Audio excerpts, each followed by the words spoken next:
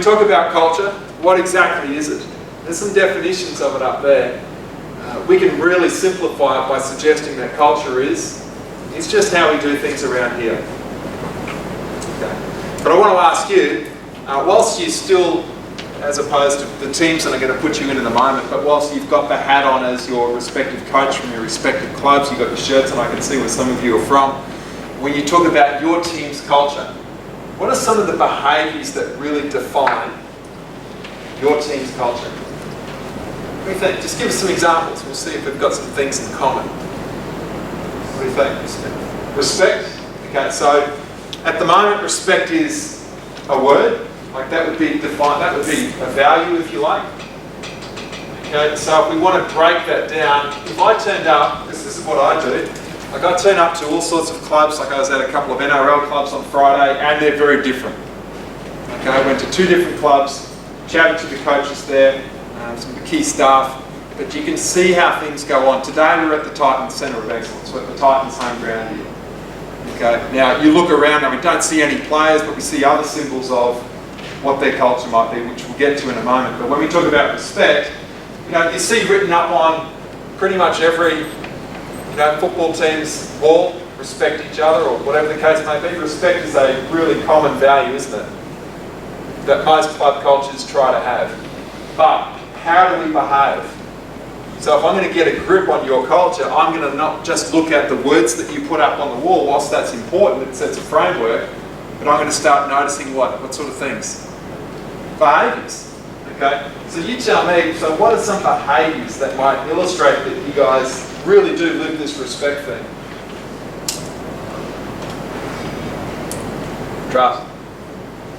Trust is another one though. Who said that? Where's trust? Yeah, trust. It's a good one. It's a really important one. We've got to have it, but how do I know if you got it or not? It seems like arriving to training on time. Okay, so that could be one. Okay. We could also classify that into the realm of professionalism too. Okay, so we can class it any way we like. But yeah, I turn up on training on time. Why? Because I respect your time. Or I respect that if I don't turn up on training on time, how much work can we do together? Maybe I'm going to compromise our preparation. I've got too much respect for the team to do that. What's another example of a behaviour which might illustrate respect? Discipline.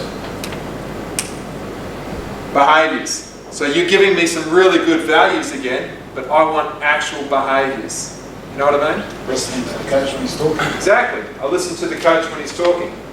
They put all that gym gear back and water bottles back. Perfect. Yeah, I walk out and have a look around the facility and it's spotless.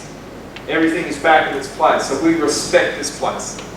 Okay, the gym gear is where it should be. There's no, if I spill something, I clean it up straight away. Okay, so they're illustrations of respect. So once again, if you want to start getting a grip on your culture and your club, you've got to start looking at, well, what are the acceptable behaviours of the group? Those behaviours that are done most often by most of the people. Okay? Then you've got to start asking yourself, Bella, what do you think? Are they the behaviours that we want? Okay, now think about your own clubs. Are there some behaviours that you notice happen quite often, which you really think, well, at the end of the day, these behaviours are probably not going to help us be successful? What do you think? For example, in footy, is it that you sometimes notice that you have a younger player, okay, a little bit insecure on the team, haven't quite found their place, but they've got good talent, and the older players talk harshly to them? Has that ever happened? Someone asked a good question about egos before, and Mal said in terms of the Queensland team. Egos on the Queensland team? Self-confidence, self-belief, but egos in terms of selfish play? Why doesn't that happen? It's not part of their culture. Okay, you want to behave like that, what do you think? You're not going to be on the team. Okay, it is not accepted. It's just not part of their culture. Okay. So yeah, it's an interesting question. Ask yourself, so what behaviours are occurring that you think, well, this is just not good for our performance perhaps? Okay, every club, every team will have them. And it's up to us as coaches to do what? players won't always notice this stuff. And quite often the playing group may not be mature enough to address those behaviours. And I certainly don't think that the playing group should be the ones who are disciplining other players, but certainly the coach. Are you the coach who turns a blind eye to that because they're the star player? We need to set the standards. Exactly. The coach has got to live these standards to the nth degree, okay, because we are the role models for this. Okay, so I got the Sydney Swans as an example up there, back when they won the premiership, and they did some work around their culture specifically. Okay, and they just had a very simple good bloke policy. Anyone familiar with that? Read about it at the time? What was it basically about? I don't know, just they changed their logo and everything, they're bringing more what they're doing, like the swan was representing. Yeah, a little bit more aggressive. Yep. Okay, but that good bloke policy. What do you think that might be about? Yeah, yeah. So you can say that. I'm the presenter. I can't swear, so you tell them. Don't be an arsehole. Be a good person. All right. Be a good guy.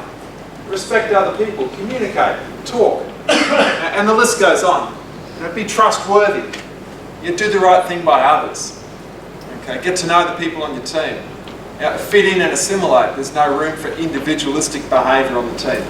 Now, they still hold that as one of the key elements as to what creates a successful culture for the Swans. That's what works for them. We've got to find out what works for you. All right. So, once again, culture is pretty simple, isn't it? It's the sum of your collective behaviours, okay? It's just how you do things around here. It's what is acceptable and what's not acceptable. They're the key things about culture. We can overcomplicate it, but one of the other key themes from this morning, what do you think? Keep it simple. Keep it really simple, because simple things are easy for people to understand, and most importantly, they're easy for people to do.